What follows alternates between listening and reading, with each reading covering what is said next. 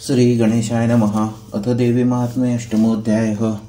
श्री गणेशाय नमः। श्री महासरस्वते नमः। सुरथ राजा कृपापात्र मेघाय कवी देवी चरित्र मार्कंडेय शिष्या पवित्रा कथा विचित्र सांगतसे सूत शौनकागरी कथन सर्व ऋषी चित्करिती श्रवण तिची कथा तुम्हा सांगेन एकाग्रचित्ते श्रवण करा।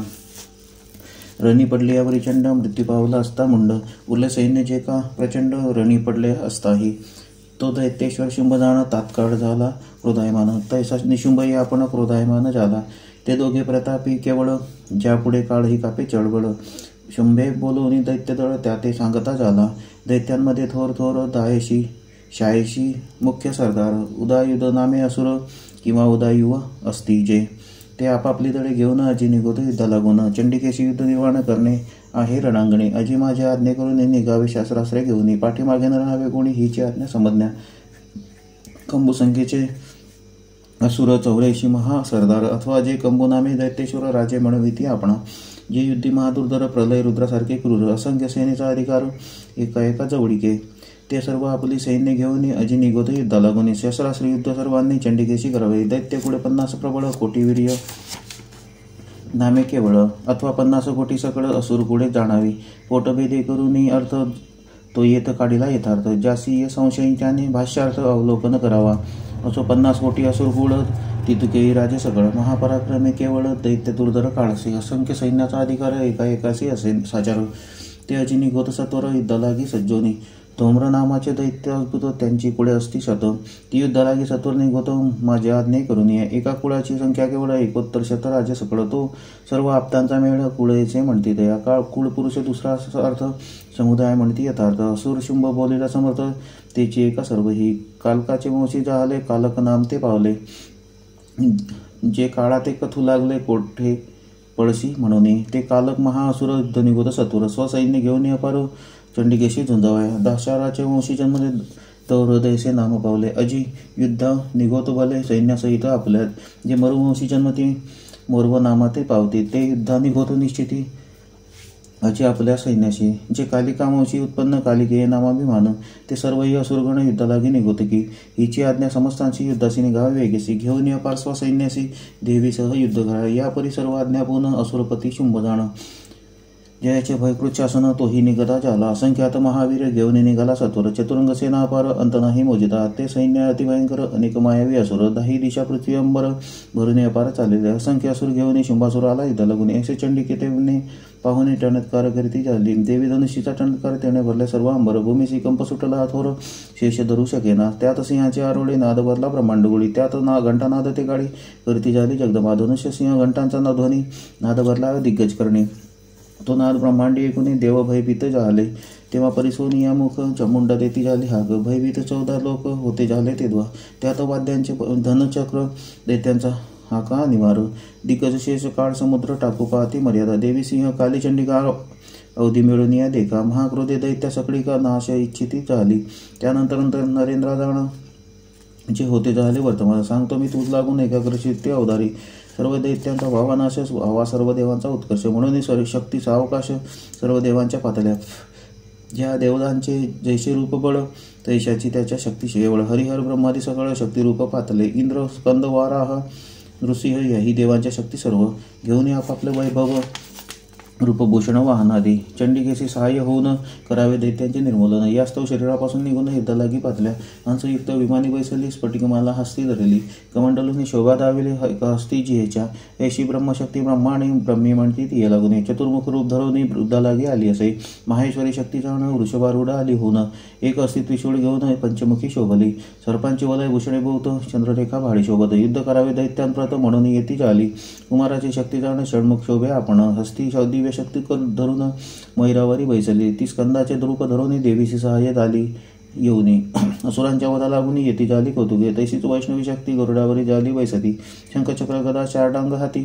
खडगत पातली यज्ञवराचे रूप जाण घेता झाला नारायण ती वाराही शक्ती आपण येती झाली युद्धासी नारसिंह नृसिंहाची शक्ती येती झाली साची जिचे जटेचे ताडिताची रिचवली नक्षत्रे निघाल्या तेजांच्या त्या हया तेणे विजा जाती करपुनिया दैत्य जळती ठाईचे ठाया पडू लागले सर्व ही. वज्रहस्ता इंद्रशक्ती ऐरावत रूढ शोभती. सहस्रनेत्री विराजती शक्र जैसा तैसी असे.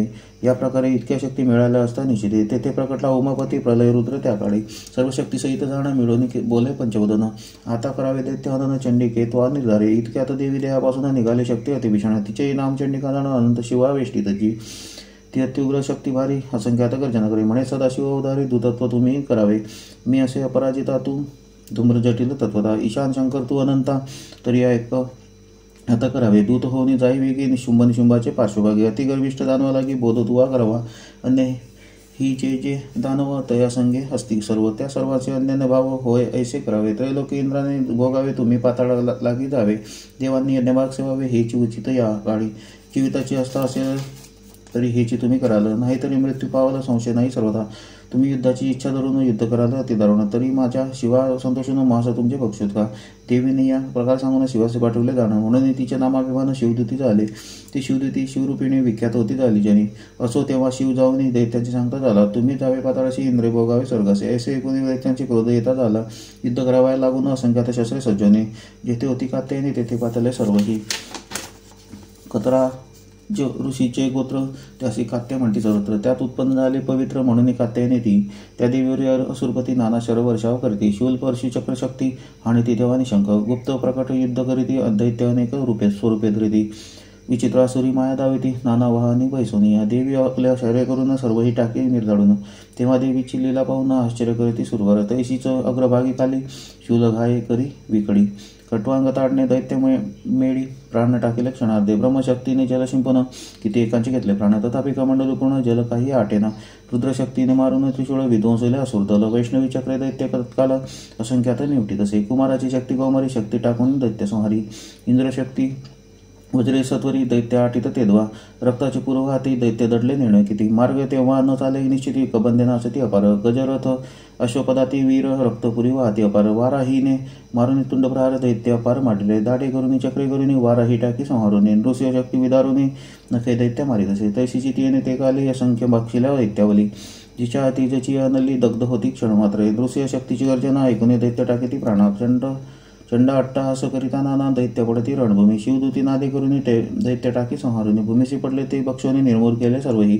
असे या प्रकारे मातृगुण क्षोभ पावला अतिदारुण. ऐसे पाहता दैत्य जाण पळते झाले दशी दिशा. पळाले पाहुणे असुर राज मग धावला रक्तबीज. क्रोधे युद्ध करावया सहज देवी सवे तेदवा. त्याच्या शरीरापासूनही तेव्हा रक्तबिंदू पडे मेदिनी. त्यासारिखा दैत्य तत्क्षणी उत्पन्न होय ऐसा तो हस्तकी गदा घेऊन युद्धाशी धावला न लागता क्षण.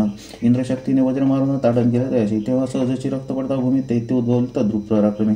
ते शस्त्राचे घेऊन युद्धधर्मी प्रवर्तले सर्वही.